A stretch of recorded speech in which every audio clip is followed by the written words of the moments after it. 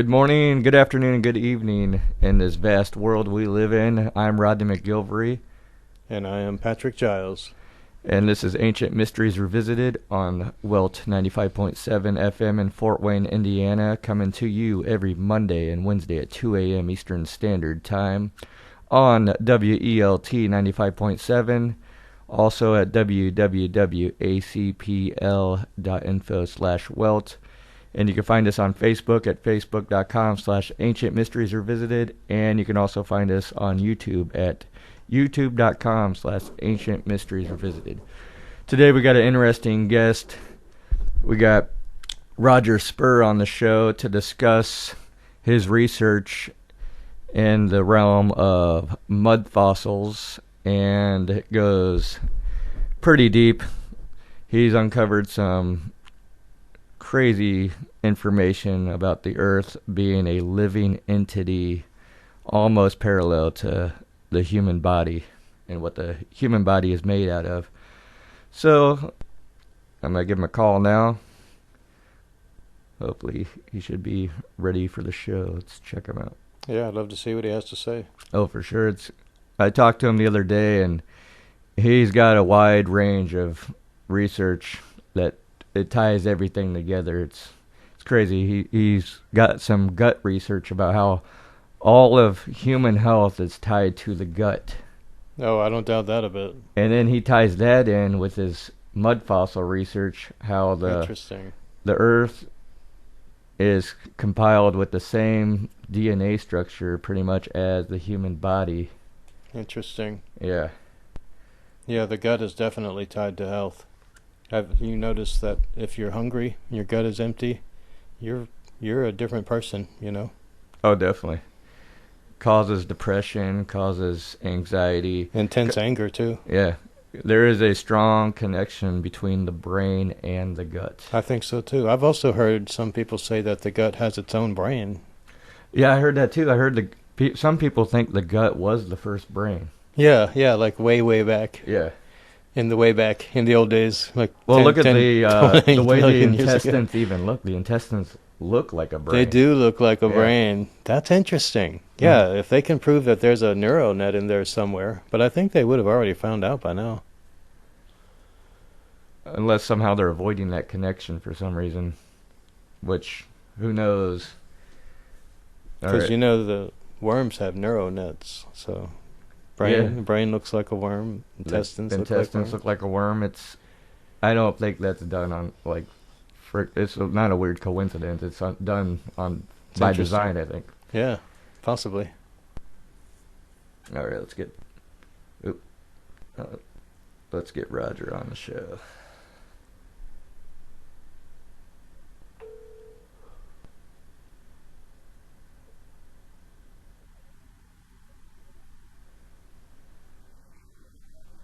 Hello, Roger. How you doing this morning? Can you hear me, Roger?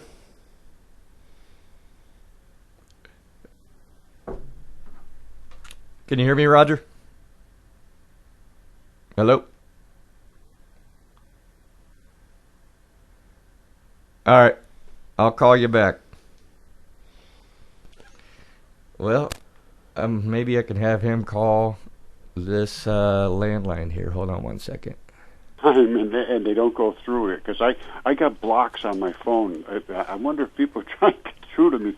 That's probably what it is. Let me introduce you real quick. We got Roger Spurr on the line, who is a specialist with mud fossil research. How's it going, Roger? I am doing well, my friend. I am doing exceptionally well, actually. Good to hear. We got Patrick Giles in the studio with me, my co-host for today. How you doing, Roger? Patrick, hello, Patrick. How are you, my friend? This is Roger. Doing good. Can't wait to find out what this is all about. Well, we're going to try to inform you, my friend. Let's do what we can. Let's do it this way. Let's do a step-by-step procedure in covering this knowledge that you hold. First off, if you want, Roger, go ahead and discuss how you got into mud fossil research and give us a little information on what mud fossils are. All right. Well, I have a background in chemistry and all the sciences, basically, anatomy, and I worked in semiconductors and all that stuff. So I just lead a normal life, and I'm going about things, and I had to go out and collect up some rocks one day, and I noticed they look like human body parts. And, you know, I studied anatomy, and I did all that stuff, and the biochemistry and all that business. So I knew what I had. So I came back, and I looked it up, and I started looking into it and doing the chemistry on it. You know, I have microscopes and all that business. So when I realized that they were actually human body parts, and some of them were exceptionally large, so I contacted Yale, because it's really right down the street. Well, first of all, I contacted Dinosaur State Park, because I'm right in the zone of Dinosaur State Park in Connecticut. Okay. And I know the people there. I did business with them. I supported their business systems. I also owned a software business. Well, software, hardware, a whole 9 yards. But I knew the people there well. So I called them up. I said, hey, I got this thing. Let me come over. No, they wouldn't even look. They refused to look at it. Typical. So I went through the back door, literally. Because that's what I did. I serviced them. I knew, and I walked in. I said, I want you to look at this. And she said, this is nothing. Everybody does this kind of stuff. And they refused to look at it. It literally threw me out. Wow. So I got a hold of Yale. The same thing there. So I said, well, what do I have to do to have you people look at this? You won't even look at it? No, absolutely won't look at it. So I said, all right. What do I do? He said, well, you'd have to have a CAT scan, you'd have to have DNA, you'd have to do it. You're just making all these claims. I said, well, I'll do all that. And I did. And it all came back exactly what I said. Wow. Yeah. Well, what I did was I took it to, well, first of all, I had them CAT scan by Jesse Garant and Associates. They CAT scan racing car engines. They have huge CAT scanners. And they give you colored and 3D and all this stuff. Now, at that time, I had Windows equipment, and I had it all set up, and I have some CAT scans showing on my old stuff, but I had to go to Linux, so I don't have the same software in this. I still have all the files, but I hate to go back to Jesse and ask him for a new software. But it's not something that can be debated anyway. So then I had a CAT scan. And then I had an anatomist, Gil Headley, he's literally one of the world's leading anatomists now. He's an autopsy guy, owns an autopsy school, teaches all around the world. He just got interested because I got a hold of him. I said, can you look at this stuff? He said, yeah, I'll look at it. So, at first he was like, you know, and then I convinced him to look at it. And he looked at it and said, you know, you're right. Everything you're saying is right. So. Well, what were you saying exactly? Well, I was saying these are human body parts, and I had a lung. I showed them all kinds of stuff. I mean, I have thousands of things. So you're talking about fossilized flesh, not just bones? Oh, it's all fossilized flesh. Here's what happened. Here's the key to mud fossils. These are all products primarily of saltwater inundation, or maybe even freshwater floods that were anaerobic instantly. And what happens is they get in the saltwater floods, in the salt flats, in the mud, they get invaded by the salts, just like your salting meats. They preserve them. The meats get preserved, but the bones don't. In your body, your bones in your body right now are not part of the salt system of your body. They're wrapped in membranes. Those membranes protect the actual Ca2 molecules, very reactive molecules in bones and so forth. So it's like the bog mummies then? What's that? It's like the bog mummies in England. Everything's preserved except the bones. Right, yeah. You can that's another anaerobic environment. Yeah. Well, the bones cannot withstand the salts of the body. Okay. Withstand them. So if your membranes go bad, and there's a lot of health issues with people where their membranes go bad, their bones literally deteriorate. Okay, so that's what happened with these fossils, and somehow they were fossilized. So what exactly parts did you find? I found everything. I mean, you name it. We got everything. My stuff. What I sent out for DNA was I had a lung which was about the size of a normal human lung, wow. And it's absolutely there's nobody in the world can deny it. It's completely has the pleura on it. It has the which is the fabric of the lung coating it. It has the depression of the heart in the back. It's got the wow. pattern of the lung. It's been under microscopes. How about electron microscope? They found it's definitely. No, you don't need electron microscopes for this. You can see. You can see the cells. Roger, I saw your photos that you've taken of the lung, and you've cut it open, and it wow. does look like the insides. Yeah. Just you could almost transplant the damn thing. The one that Gary Evans found over in England, it's gushing blood out. I have them here that just leak blood all over the counter. I'm not kidding you. That's incredible. So is it like how old do they think these are? How old do you think these are? Well, the ones that are the big stuff, because I have big stuff too here. I have giants. I mean, huge. Wow. It's huge, and you don't have any clue how huge I'm talking about. Tell me. One of them that I had DNA certified. Well, two of them both of them had DNA certified that I have out in my fields. One of them was the hand, and I have the full hand, and I have knuckles, and I have fingers, and I have bones out there, and I have a whole creature, I think, under the ground. Holy moly! The hand, just itself, the palm, and I have all that. I've shown it a million times. I'll send you a video, stuff of it now if you want. Yeah, I'll post all this, all the videos and photos on my Facebook page too. Yeah, it's 3 feet wide, the hand. And so, that one I figure is going to be 45 to 50 feet tall, that guy. What? Because they were perfectly, absolutely, flawlessly articulated anatomy. Absolutely perfect. Just. You think they're Homo erectus or Neanderthal? No, they are Homo sapien, exactly identical to us in the mitochondrial DNA. Wow. Yeah, they found that when I had a Helix Biolabs, and Eaton Bioindustries did the DNA. And what they do is they call it ancient gene clean extraction kit and all this business. Mm-hmm. I had to pull the DNA, which is very simple to do. You bleach everything down, you make sure you got your gloves, your mask, and all that stuff, you mask it all off, and then you drill into it. And I know where to drill because I know where the blood is. So my stuff came out dense. He said, man, this stuff is dense for ancient DNA. And I said, well, I go right into the DNA. I mean, it's not like something you swab off the surface. I go right into the blood vessels. I know where they are. So that's what I sent off. I sent off 3 samples, and he tested all 3 of them.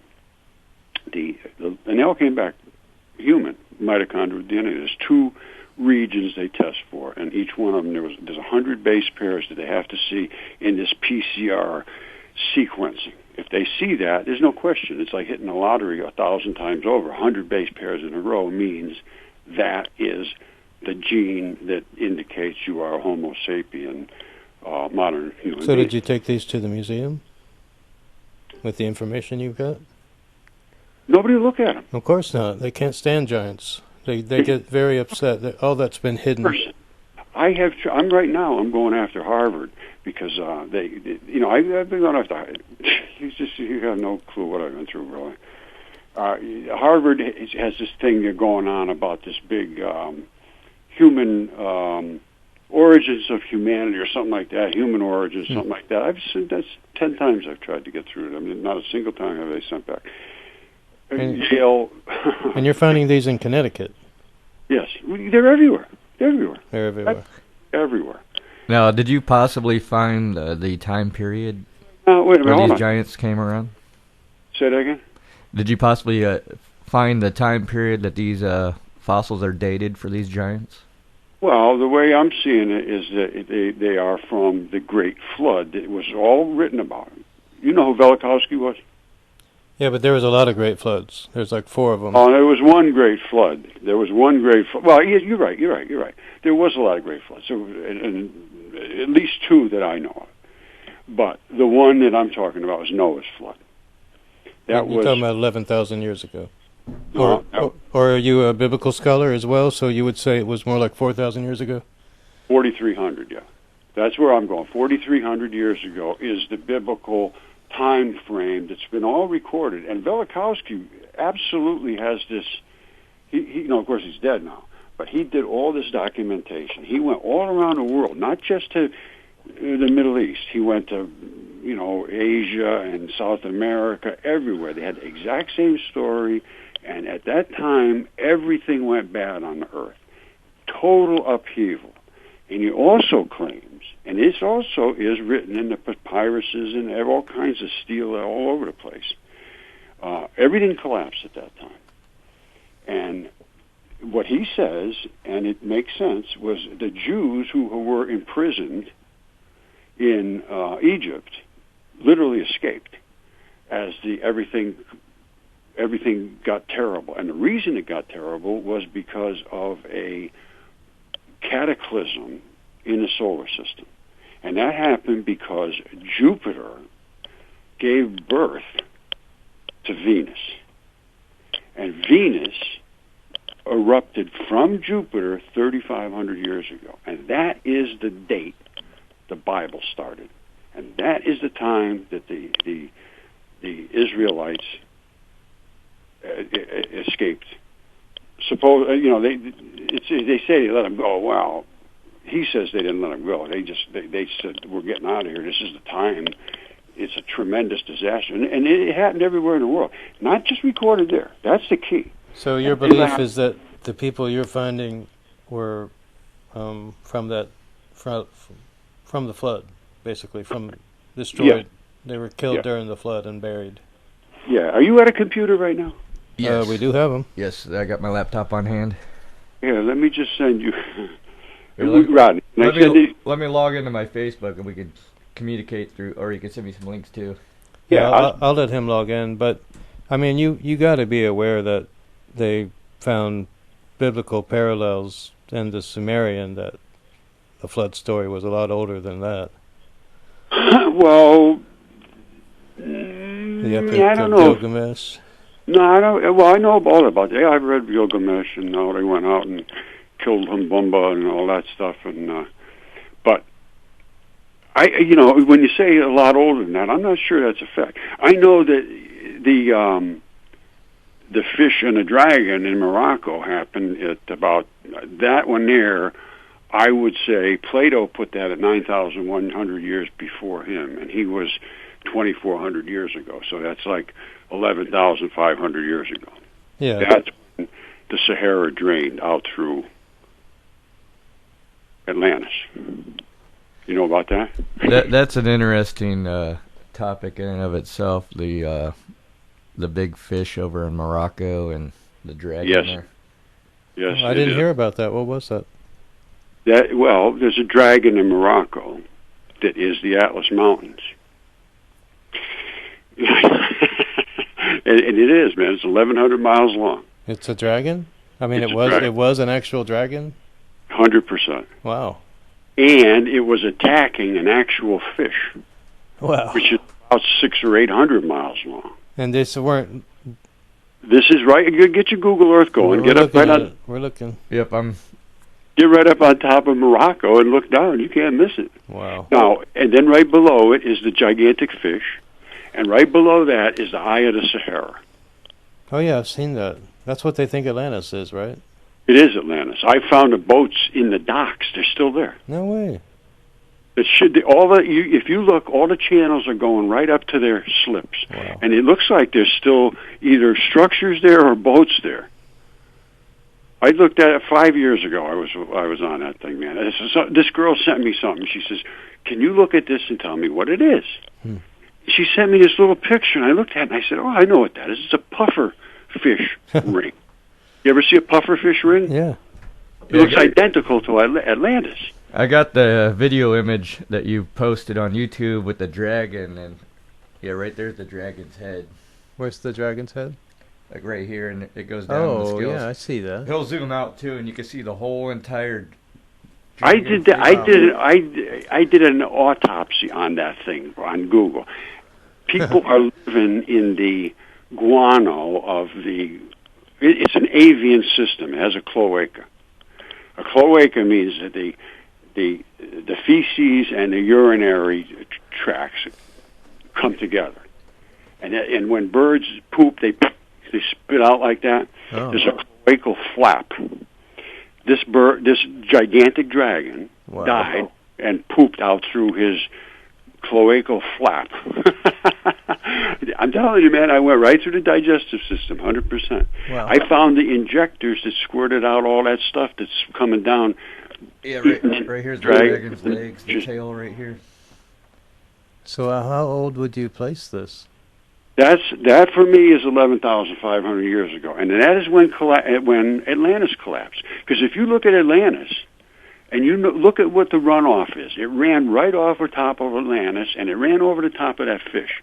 So that had to happen at the same time. That's my world. Look at the runoff. Look at the fish's tail. Yeah, right here's the fish, and the dragon's attacking the fish. Wow. Yeah, That's cool. I know, isn't it bizarre, man? and then like in this video too, you go into detail the coloration of the dragon figure and the fish, and how it matches with the decomposition of the flesh and everything. Oh yeah. I got so deep into this, there is no deeper.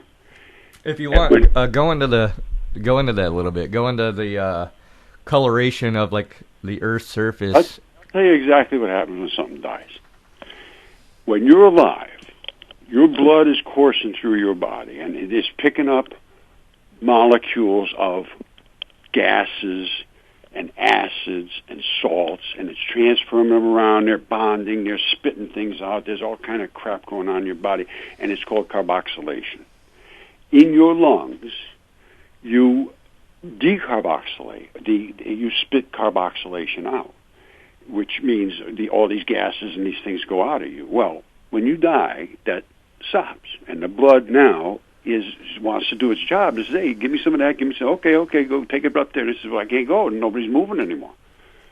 They said, what are you going to do with that? I said, I don't know. It's just going to keep blowing up in here. And you do. You blow up and you explode. You blow.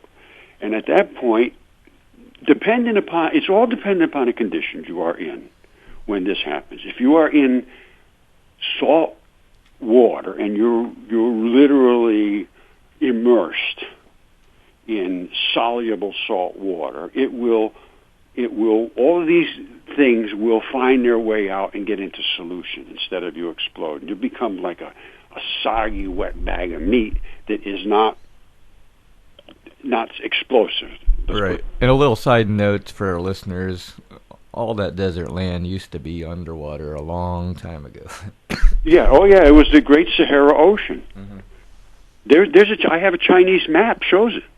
And Herodotus shows Atlantis right there on his map from 450 BC. And the Nile used to run from Atlantis all the way up to where it is now.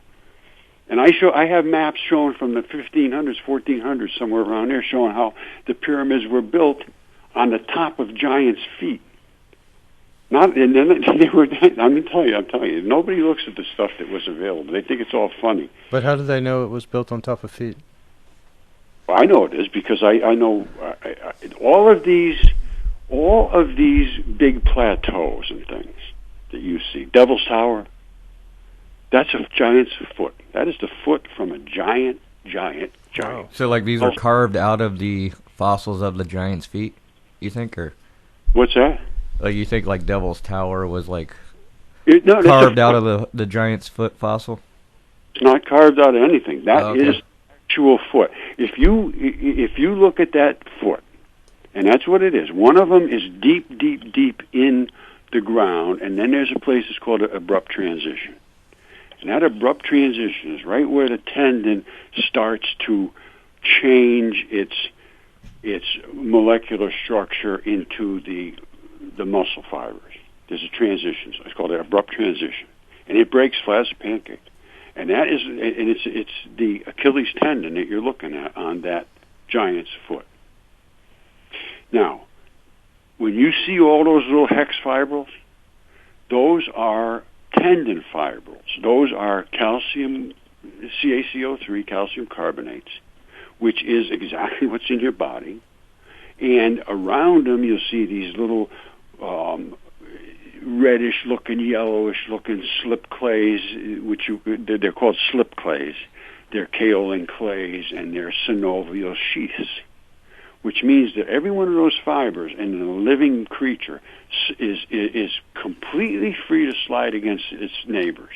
And it has to be, so you can bend and flex and twist and everything. Once you die, and that stuff gets hard, it's hard, but it's still separated because of that fascia.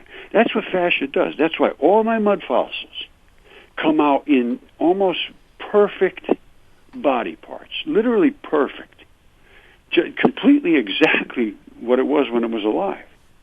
So do you think if you dug into, like, Devil's Tower, you could come up with the same DNA evidence then? 100%.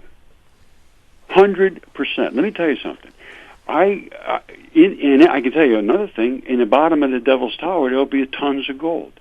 What happened was when these creatures were standing, inside of every creature, in you and me and everybody, in your blood, you have gold, you have uranium, you have platinum, you have everything in your blood.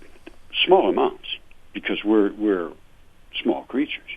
But if you had 100 million gallons of blood in you, and you would have a couple of tons of gold. And I've been posting that all they got to do is go as deep, deep, deep down into, it's called the calcaneal arterial branch. And I've shown this. I don't know. Have you seen that, Rodney, where I showed they look like ram's horns, they call them? No, I don't think I've seen that video yet.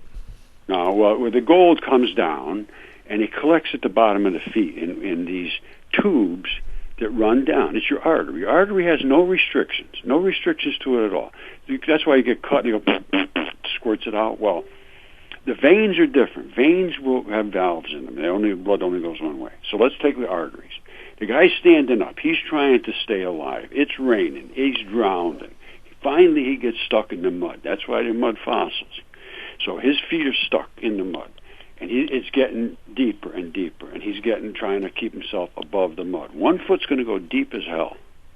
The other foot is going to be, if it's way up, it's going to be up on top, and the other one's just going to be way out of sight. That's just what happens. I've tested, and that's exactly what a person does. Now, that foot is up, the other one's down. He's way up in the air trying to stay alive. Finally, he drowns, starves to death, whatever happens to him. But now he's stuck. He can't move. His body is supported and floating. The blood is now in his body, and it's sort of doing this and that, and all of the gaseous things are leaving, but not the metals. The metals will drift down to their specific gravity location, and gold is heavy as hell. If you took, I think it's like a quart of gold or something, it's size, a very small amount, it's like 100 pounds compared to like 9 pounds or something else. A very, very heavy element. So what it does, it drops to the bottom of the feet. That's where they're going to collect it, at the bottom. And they say veins of gold. Well, no, they're arteries of gold. And the arteries will end up where it branches down at the calcaneal arterial branch. It twists. Just like, it makes a turn, like a tube. It goes down and it's twists out to go out to your feet. At that point, it collects the gold, and that's where they call these ram's horns. They find them in little creatures. And they say, ooh, look at this gold. It looks like a ram's horn. And it does. And it's small, they're a couple of ounces.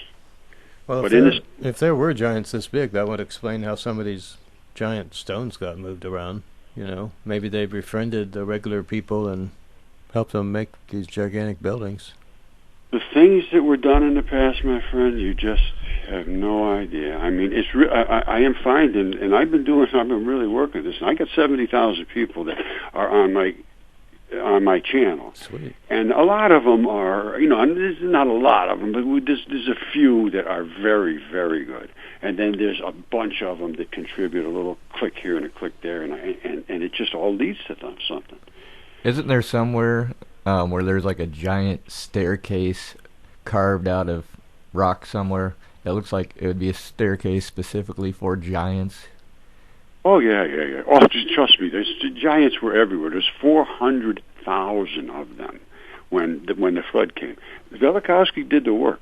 That's the key. They destroyed him, and I am going to resurrect him. I wrote a book a while back, and it got destroyed because it was just I didn't have enough evidence to go. But now it's just he was right. He was right about everything. What was his main theory on this? It was called Worlds in Collision. All right, just look it up. Worlds in I've heard of that. Collision. And he went and he said, let me look at the history. He was a historical guy. And he was one of the contemporary of Einstein. They knew each other. And he was very well respected, but they hated him because he was talking against academia. Just like anybody talks against it, they will destroy you. Destroy. Oh, no, believe me. I found that out too. Well, you know about Mary Schweitzer. She found that the blood cells and the soft tissue was very easy to extract from literally anything. That was 10 years ago.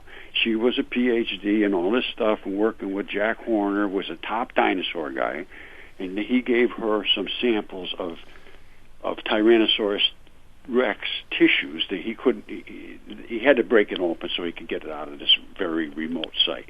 And he had pieces left over. He gave it to her. So she put it in acid. It breaks down. She sees the cells in there. It's blood cells. So holy shit. So she goes and she does some more, and she does some other things. She does some this and that, and all kind of different bones and things, and they're all coming out the same way. This stuff is not that old. So she's scared. She's scared to tell her boss. So finally she tells the head of the place. You know, she's very well respected. And, well, actually, no. I remember what happened. She didn't tell him. She went to 60 Minutes.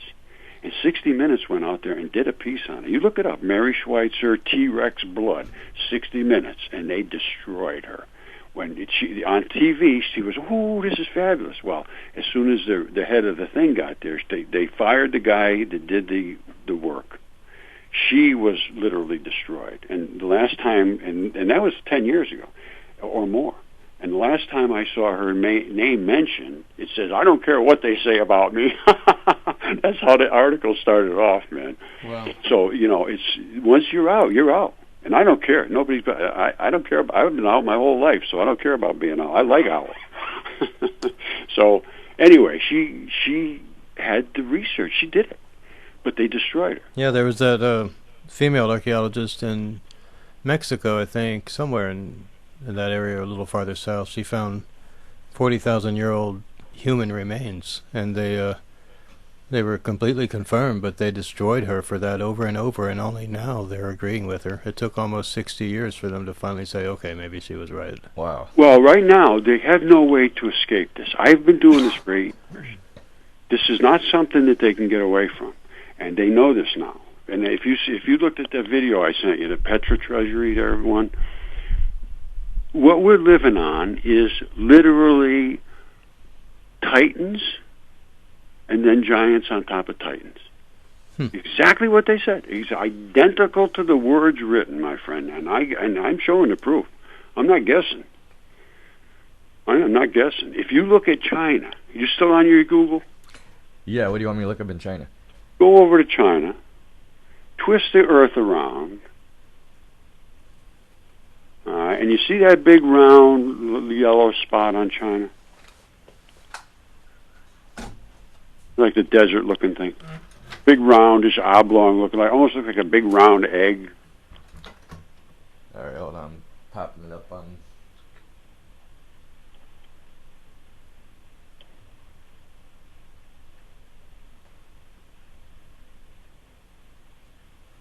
What section of China? Well, it's here. Let me tell you how to orient the Earth. I'll tell you how to orient it. Now, take and go get on top of China, and I want you to turn the north about, not quite to 3 o'clock, but to about maybe 2 o'clock. Okay, the Google Earth is loading now. I don't have Google Earth downloaded on my laptop currently, so I'm trying to go with the online version if they have one. So just go ahead and describe it while I'm getting this up and running. Yeah. Well, once you get it up and running, and you get your north, you get right up on top of China, and point your north off to the right at about 2 o'clock. Then you'll see the face of a huge, gigantic dragon, which is China. Okay, I got China on the globe right now on Google Earth. You said turn it to the north a little bit? Just to make your north go to the right to about 2 o'clock position. Okay. Now come off of Google enough to where you can see China, and you're going to see the face of a dragon. And that left eye, you see the left big yellow-looking eye? I'm trying to zoom in right now. You don't zoom in. Make sure you see the whole continent. You'll see the nose is down at the bottom, come up, and a big yellow-looking eye to the left, and the jaw line and all that stuff. So far, I'm not really... You see the big yellow-looking, round, egg-looking thing?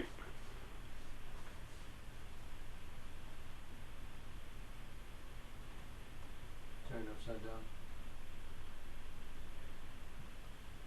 Let's see. Whereabouts are you looking at now? I'm just looking straight at China. Okay. If you're way off the top, there's only one big round-looking brown spot on China. You see it?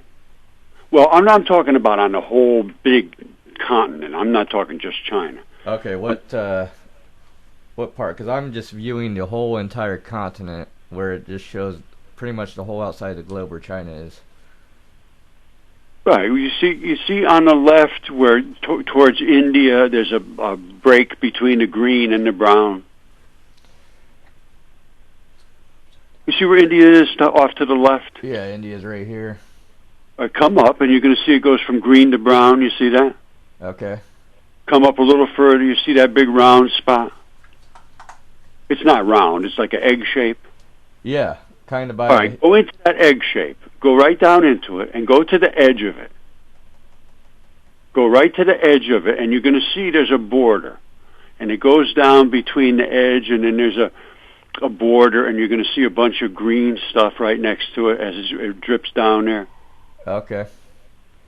That border, and back out of it again. Look at it again real close. That is an eyeball. Those are the tear ducts. Those people are living in tears. Go down deep, deep, deep. Those are cities. Those are cities living in those tear ducts. What's the name? All the way around the What's eyeball. the name of the cities? I'm I trying don't to see if we're in...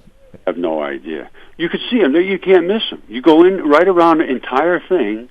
You'll see all of that green area. Inside the yellow area is at the edge where the tear ducts have dipped in.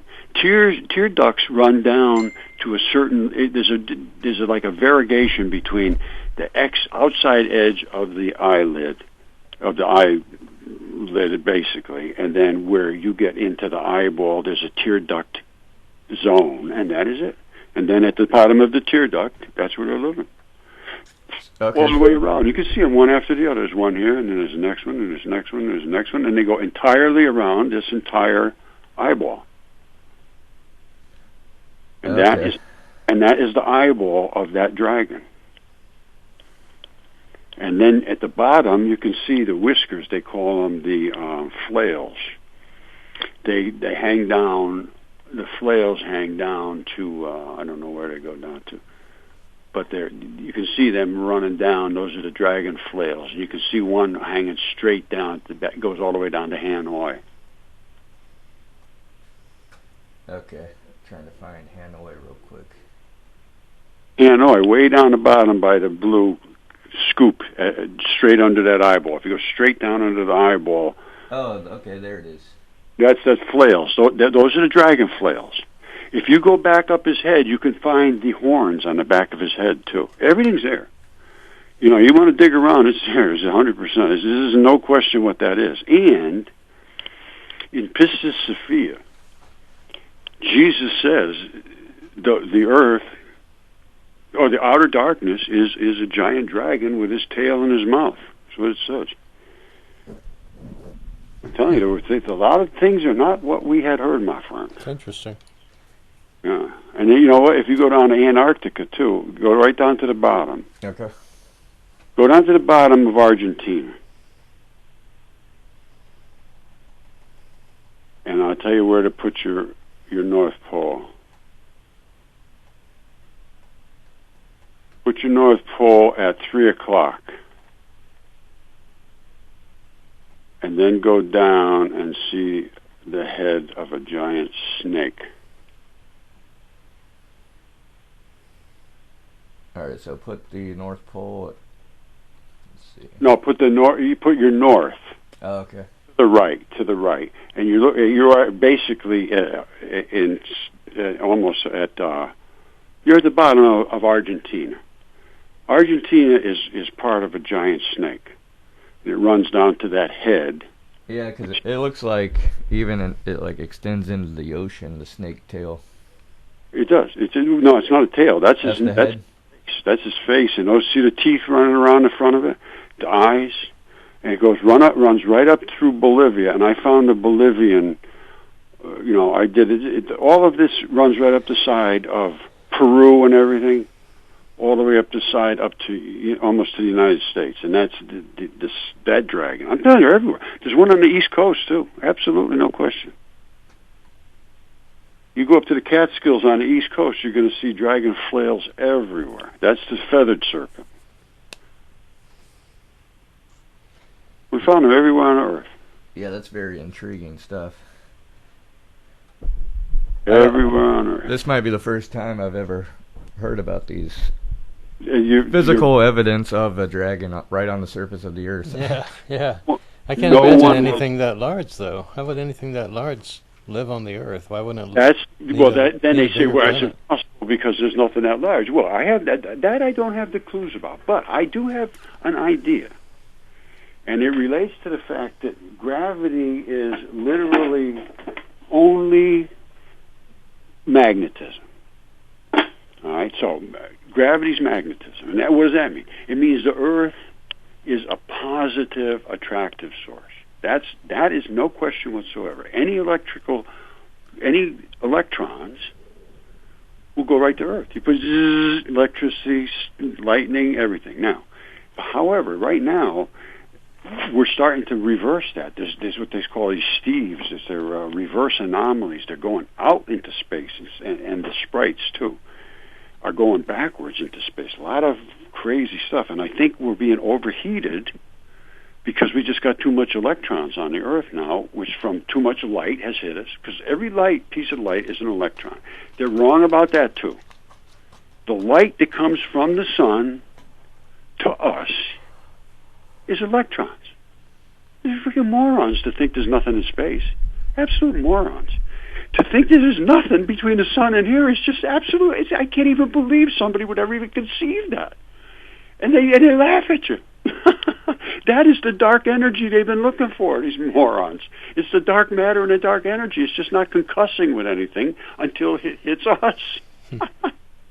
I can't believe this, the world we live in, man. Yeah. Do you want to continue that, though, and how does that explain the vast size of these dragons? Well, here's how it explains it. Okay. The Earth is an attractive, positive source. So it is sucking electrons in. Way in the past, it didn't have enough electrons. So it wasn't pulling the way it's pulling now. You follow me? Mm-hmm. The electrons are the source of pull to the Earth. So if you didn't have a whole lot of extra electrons hanging around, the gravity of the pull to the Earth would be a lot less. Because in my mind, I could be wrong about the whole thing, but because I have no explanation for this, none whatsoever. However, all I can tell you is the Earth is made of these creatures. And if you look at that video that I just sent you that Tyson did out on the West Coast, we have membranes that in you could not find with a microscope almost, that are 12 feet thick. All right, so we're living on titans, and then on top of the titans are dead giants. And I believe that they were right about all the words that were wrote about. You know, it was frost giants, or it was Tiamat's head. I've heard that. You know, the Muir and the frost giants. Everybody has their own story about somebody making the earth. Right. The ancient gods of man roaming the earth. And all of them. I mean, and the moon Iapetus, which is Saturn's moon, is a tendon ball. I absolutely guarantee you. Wow. That is a tendon ball. And that ball in you is microscopic. Right, Well, that's like let me ask there's you- a hermetic principle right there of the as above, so below. Let me ask you this. You've done a lot of research on Google Earth. Is it true that there's a hole in the Earth near Antarctica that goes to the middle of the Earth? Do you believe in that? Have you ever seen anything? I actually do believe the Earth is hollow. I have no evidence to support that other than the statements that have been made in the past. Right, because if you look on Google Earth, there's that hole is covered up. Let's see that. Well, you know, everybody says, "Oh, they're doing it, hiding this." I don't go for any of that conspiracy stuff. Well, they probably are, because I can tell you this right now: they are hiding from me, my friends. They are hiding from me. I don't give a shit what anybody says. They are hiding from me. What do you mean? Yeah, what are they hiding from you? They don't want to hear this evidence. Oh, right. Oh, of course not. They absolutely they refuse to engage. And that's the only way that they can get away from this now, because everything that I'm talking about, you can go out and in 15 minutes find your own. You saw what Tish found, the new species. You saw that, right? What species is that? The one, the no-toes. I'm not familiar with The that other one. side of the Earth. Oh, that she found the species within the Earth? No. I was telling you, go to the other side of the Earth for Antarctica. You're in Arctica. Oh, okay. You're in Arctic. No, I thought, Rodney, I thought you saw that one about Tish with the no-toes, the springs, the one that has the springs in the feet instead of the tendons. Oh, that, yes. It looks like an android of some sort, or a cyborg. Yeah, cyborg. Yeah. Okay, I know what you're talking about now. Yeah, go a little bit into that, because that's really interesting stuff. If there were like robotic entities of some sort in our ancient past. There's Open hundreds it up. difference of species too. This is not just one. You saw the ones I had. I originally found the first no-toes when I found all my other stuff. Once I started realizing this is all, because you can do this right now, and I hope everybody that's listening, and you will yourself, go out in 15 minutes, you're going to find as many as you want, as long as there's rocks, because every single rock, every single one, 100%, unless it was lava, was part of a creature's body. Wow, that's exciting. 100%. Yeah, I'm going to pop that up. And so here's what happens. I put out a video. I called it the Mud Fossil Challenge, a Mud Fossil 15-minute challenge. And I said, anybody that can't do this, I want to hear. If you can go out and not find a mud fossil in 15 minutes, the only reason it happens is if you're on the water somewhere. Because if you had a rock in front of you, you just found a mud fossil. So I said, I want to hear your stories of what you found. And they started pouring in, man. And I mean, I'm talking exotic stuff. So Tish Egerton out in Missouri sends me her no-toe story. And she says, I went out 15 minutes, same thing you said. I went out and I found this foot. And she sent it to me, and I almost fell on the floor. It was exactly identical to our feet from the calcaneal part in the back, which is where your heel, really, we call it the heel, the calcaneus, whatever you want to call it. So the heel bone looking thing. And then you have a tendon strap that comes up from there, a flat strap. It looks just like a belt. It goes up to the tibia, which is where your leg comes down and meets this saddle that's on the top of the foot, and that's how you walk, and it sort of rolls around in there, and you're mobile. And then there's tendons run down to the front of your feet and all that stuff. Now, in this creature, when you go down the leg, and she found the leg right from the knee down all the way to the foot, and it eroded, and then she found dozens of them. So, where was she at where she found these? Missouri. Oh, okay. And she just 15 minutes, they're on the top of the ground, laying right on the top of the ground. Bones, organs,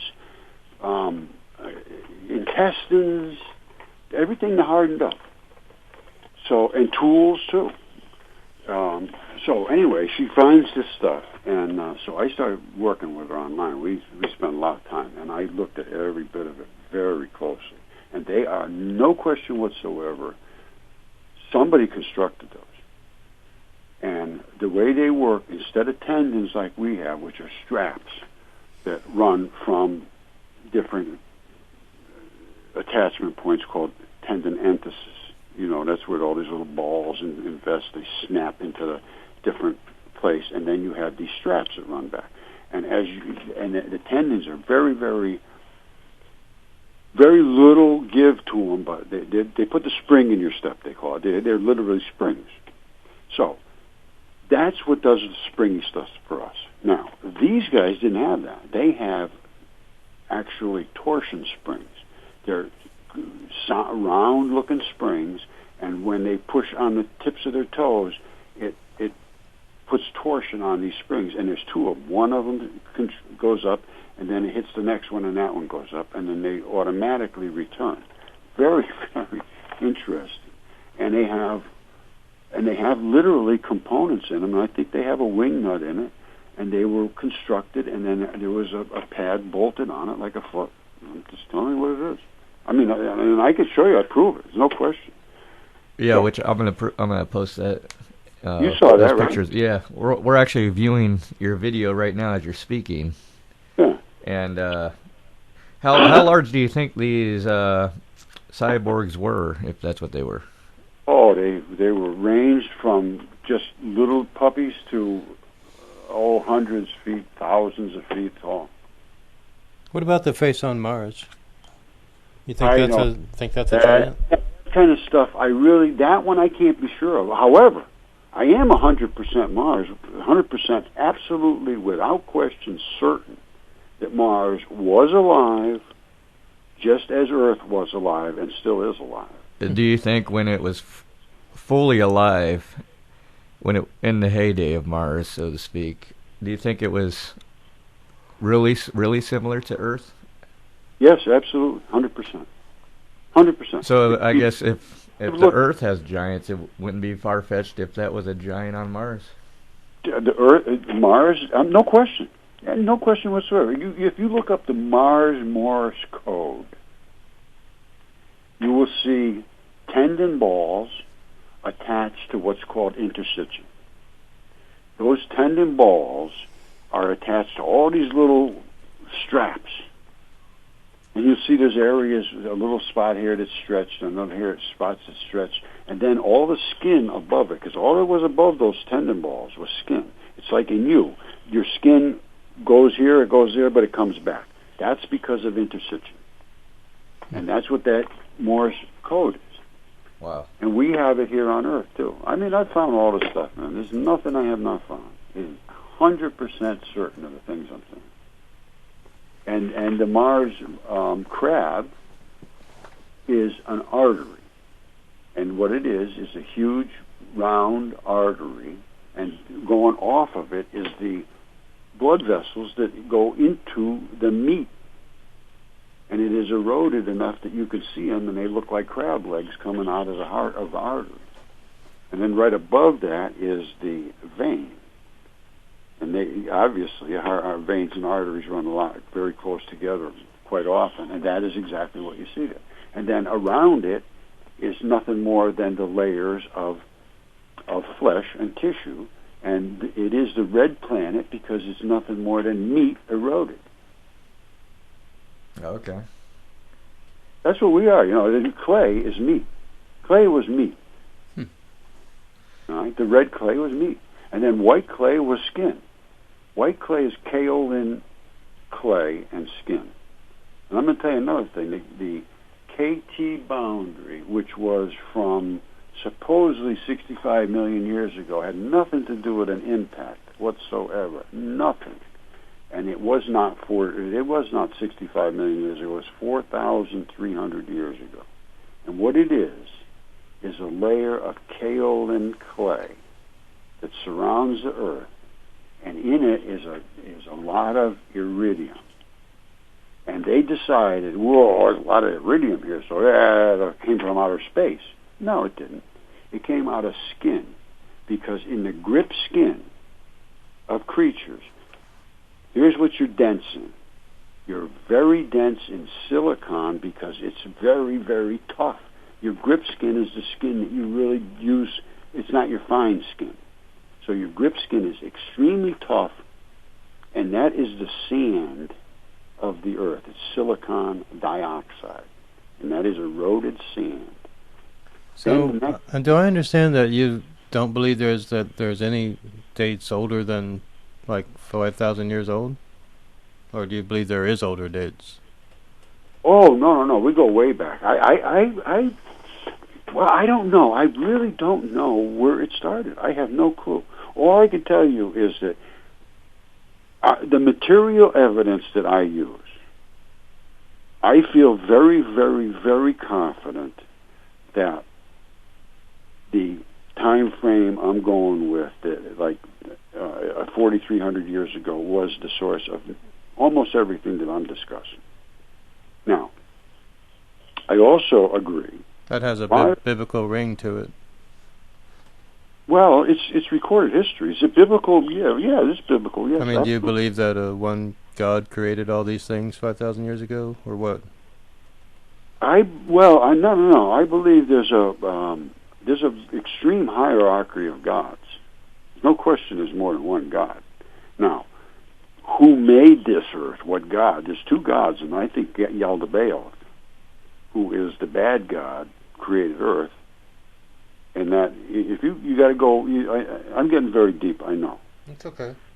It is deep, and if you want to go there, you got to go through Pistis Sophia. No, the only reason I was saying is that it seemed like your dates, the ones you're given, including the dinosaurs, seem to end with biblical theory. With what? Biblical theory, the theory that the Earth was created by a deity 5,000 years ago or whatever, 6,000 years ago. No, I don't necessarily go with that. Okay, no. Good. No. I can't support that with the physical evidence, not whatsoever. But Plato, I go with the guys that were there and talked about the reality that was happening. Herodotus, Plato, Socrates, all of those guys. Chrysius and everything. Now, what did they say? They said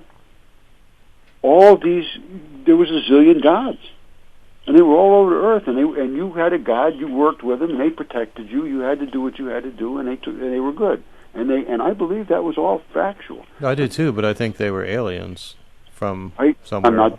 Well, obviously they came from somewhere. I mean, you don't have to be a god to be an alien. I mean, you don't have to be super powerful to be a god. You can just pretty much be a large being. You could just be a highly technologically advanced person that looks like a god. 100%. However, I still go back to the biblical, not biblical, but to the Gnostic texts. The Gnostic, yeah. Exactly. There's something going on. They talk exactly about these things, about the dragons, and about what you have to do to have an eternal life. And if you don't have an eternal life, you are screwed. But why do you want to have an eternal life? Well, I don't want to burn in hell forever. I mean, I don't. But that would be an eternal life as well. Yeah, well, it's not the kind of one I want, brother. I mean, why do you want to live after you die? I guess is what I don't understand why anybody would want to. I guess that's just me. Well, you're gonna one way or the other. Well, that's a theory. It's not up to you. You once you exist, you exist. That's what the way it says. I would have to call that a theory. It is a theory, but it's written in the text that I believe in, and the text about the dragons and about the outer darkness and about the things that I've discovered. Okay. I can't dispute. And every word that was written in that text is so involved. It says you got to find out all these mysteries. I got to see this. Pistis Sophia, oh, you blow your mind, bro. I got to see this. I haven't. I'll get you a copy of that, Patrick. Yeah, I haven't read the Gnostic text. It's a really good Gnostic text. Okay. Oh, Pistis Sophia will blow you out of the water. Oh, I'll read it. I haven't seen. I'll look at it for the library. I'm in the library right now. Yeah, after this show, let's go check and see if they got a copy of that. Yeah, here. let's find it. Well, listen to this. I'm just going to give you a little taste. Okay. Because I'm I'm deep into this. I'm just been going over this a few times. The fourth book, chapter 126. It's Mary continued again. Now here's Jesus. He's come back to earth for 11 years to discourse with his disciples after he was crucified. And then they talk about him descending and ascending, and he came down as light of the diverse kind. Now, I do a lot of light research too, and what they're talking about is a rainbow. They're talking about different colored particles of light, and that's what we are supposed to become. Then we leave this material realm. No more rotting, no more disease. Everything's wonderful. But if you don't get there, here's where you end up. Mary continued again and said unto Jesus, and what type is the outer darkness, or rather how many regions of chastisement are there in it? Chastisement is punishment.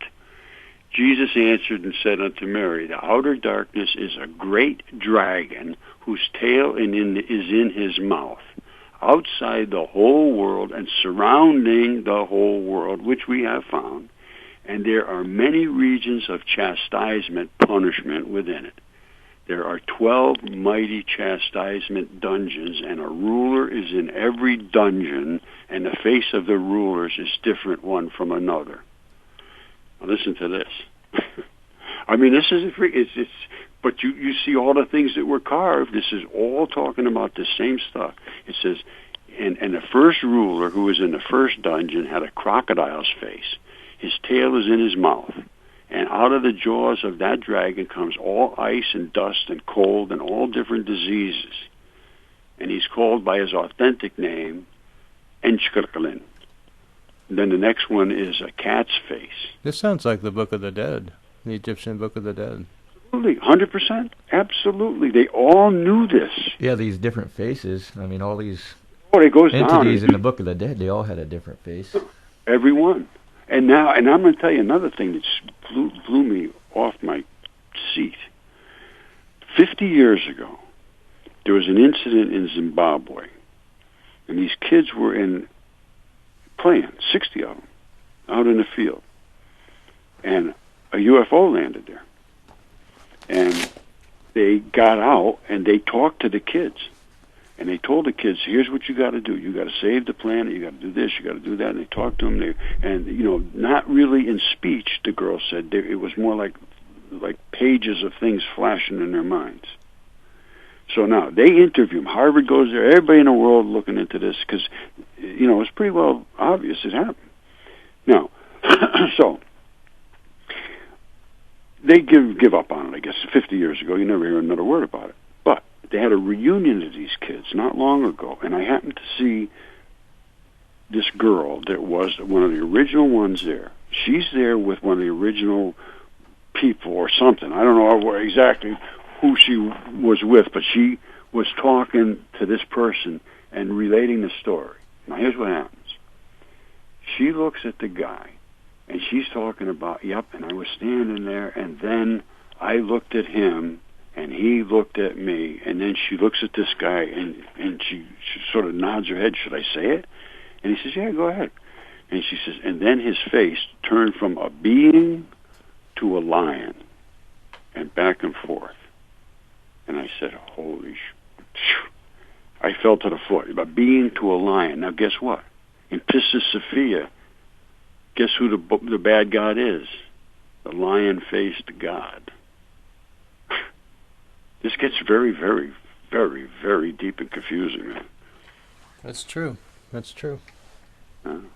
And throughout your research, too, going back to mud fossil research a little bit, you've come across, I think what you came across was the DNA of the Earth is similar to the DNA of the human body. Is that correct?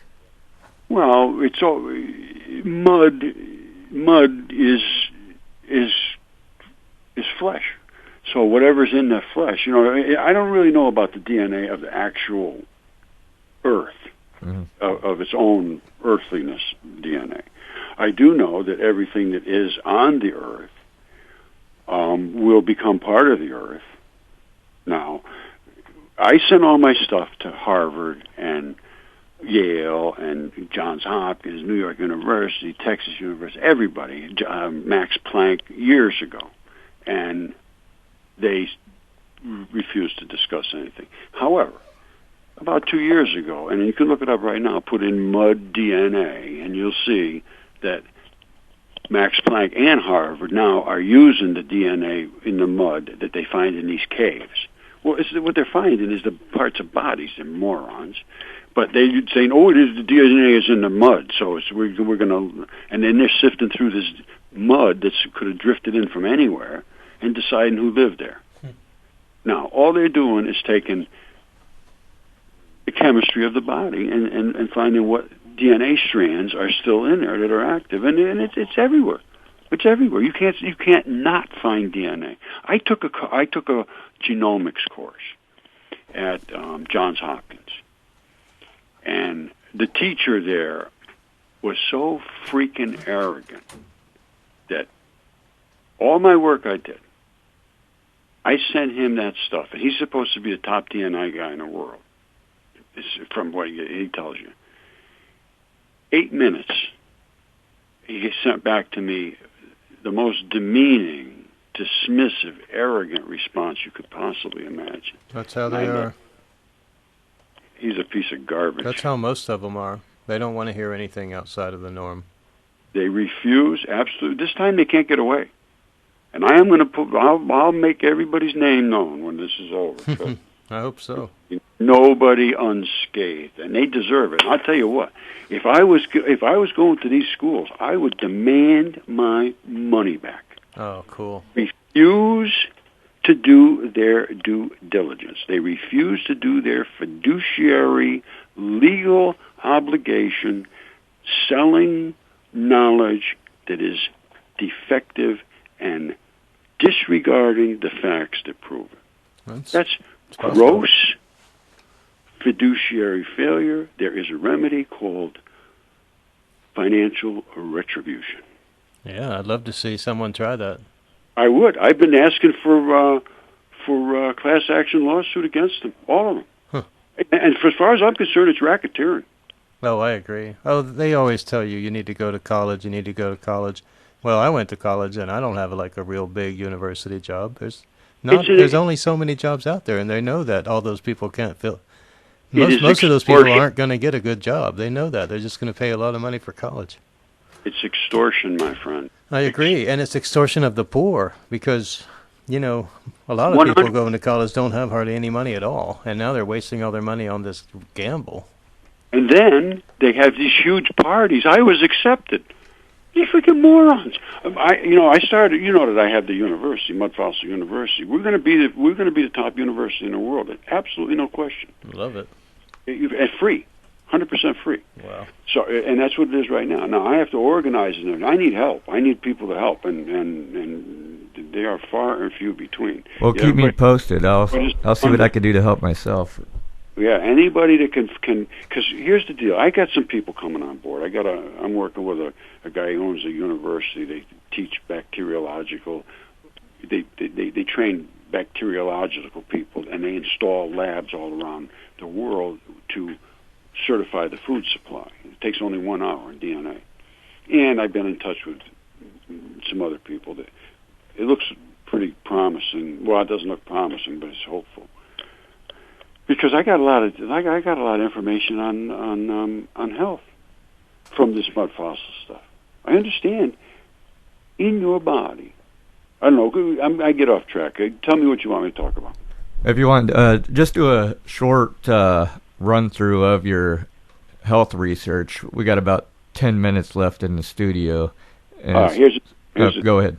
All right. I started to work on finding out, the bacteria in these things. I realized that the blood always was covered with lichen and moss. And I thought, wow, that's interesting. Why is that? And I started to see different things, and I started to understand that the different tissues wanted different types of bacteria or different types of colored attachments. Then I realized inside the lungs there was all these different colored crystals.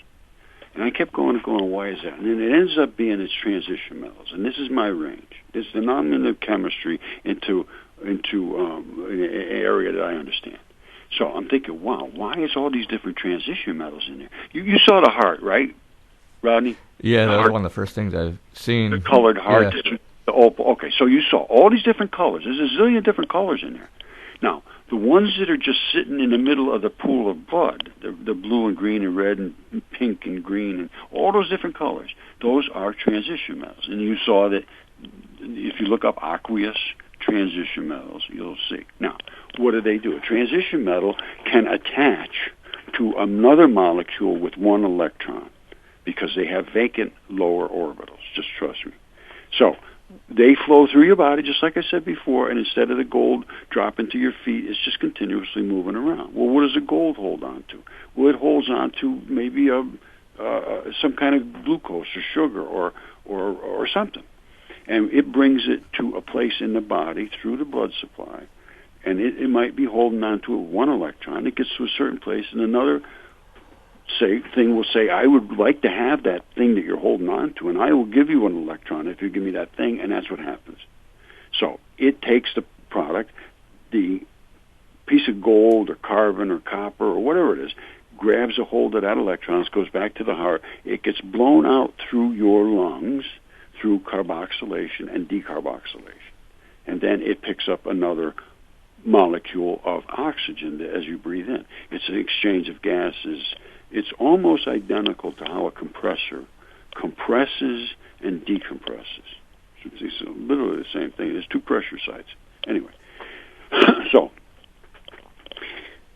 I'm trying to remember where I'm going with this. But anyway, what it is inside your body, all of these different bacteria create all these different products. They're not going to be there unless the bacteria is there. And the bacteria lives in the membranes. Here's what it does. It lives in the membranes of all of the tissues in your body, which is the things that separate out the mud fossils. In the membranes, there's all these little niches, all these little bugs living in there. They wouldn't live in there. They got to slime the whole thing up good so that nobody attacks them. If you eat a taco and it says, oh, here comes the taco, slime up, guys, and they slime up. They protect themselves. They protect you at the same time. So there's one thing. Second thing is they have to survive. They have to eat. They eat little bitty tiny things, but they chobble into them. They grind into them, and they poop. That's what we can use because it's the molecular size that we can use. Third thing they do is they create enzymes. Enzymes are catalysts. They're a chemistry set. That chemistry set can break down molecules, attach molecules, disassociate, fracture, do all kinds of absolutely phenomenal chemistry. The bacteria are the alchemists in your body. They are the chemists. And trust me, they make product that you couldn't even imagine somebody making. And every one of them has its own specialty. And if they're missing, you're going to miss that product. If you're missing that product, your skin's going to go bad. Your eyes are going to go bad. Your toes will be a problem. Your teeth will end up.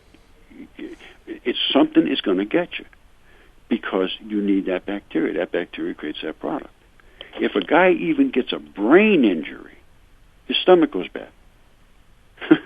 His stomach goes bad because the brain and the stomach communicate together. One of them says, I need this, I need that to live.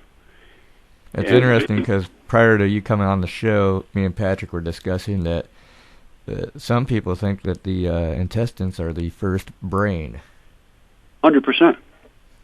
It's called the vagus nerve. The vagus nerve is the gut brain microbiota interface.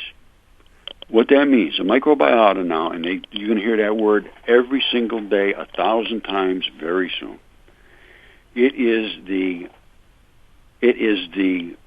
life that lives on and in you. That is your microbiome, your microbiota. It's other organisms that live on you, but they don't live on you to hurt you, most of them. They live on you to protect you and to kill the other things that want to invade you and to make products and to slime things with mucus and to protect you and keep toxins away from vital tissues and to slime up your intestines so that when you poop, it slides out better. I mean, they're just the perfect partners. They have to cooperate. There is no way in the world that these things in us don't cooperate in groups. If they have to, like ants. Right. Very interesting stuff. On that note, Roger, I think we got to wrap this up. Okay, bro. You definitely have a lot more information out there, which I'll post on my Facebook page and on my website. But I would actually love to have you on my show again. We could discuss further. Maybe next episode you're on, we could go further into the health aspects of your research. Yeah, I'm hoping I'm going to be able to get some really good results here. I just made a contact today. I hope it comes back. So what we need is autopsies. We need autopsies to get into these little regions that are having cancers and invasions, find out what is supposed to be living there and what lives in there when it's not healthy. Because that's what's happening. You lose the slime, and you get an invasion. And they don't know what lives there. They have no idea. Everything right now is a guess. Yeah, that's a valid point. If we could figure out what is living inside our bodies, and once they're gone, if we could find a way to replace them. That's my problem, because it's what's called membrane-bound bacteria. They don't even know about this. They're not even considering this. The membranes have to bind the bacteria, and then those will squirt out the enzymes and the mucus, and everybody's happy. But once they're gone, you can reinfuse them, which we have been doing with kids with autism. It's working fabulous. But if they can't get that back into them, the kid refuses to eat it, which I just had happen, then they go crazy again. You need these bacteria to create these products, or you're going to be sick. You can put them in you, and they will help you, but if you don't bind them, you're always attached to that supply. Right. Once they're bound, they make themselves, and they come, they go, everybody's happy. But they can give you antibiotics, kill all the stuff, and then they think you should go home and be happy. No, they just made you sick. Yep. Well, on that note, Roger, it's been a pleasure speaking with you, and I'm glad you're able to join us on our show today, and I look forward to speaking with you again. All right, my friends, don't forget Mudfossil University, Mudfossil, all one word, Mudfossil University on YouTube. Come on up. All right. Yep, I'll send them your way, and I will post your channel on my pages. Okay, my friends. Take care. All right, brothers. Thank you much. Thank you. Talk to you soon. All right. God bless you. Talk to you. You too. Bye. That was Roger Spurr of Mudfossil University. I'm Rodney McGillvary. And I am Patrick Giles. We are Ancient Mysteries Revisited on WELT 95.7 FM in Fort Wayne, Indiana. Also streaming at www.acpl.info/welt, coming to you every Mondays and Wednesdays at 2 a.m. Eastern Standard Time. We are the Deprogramming Program.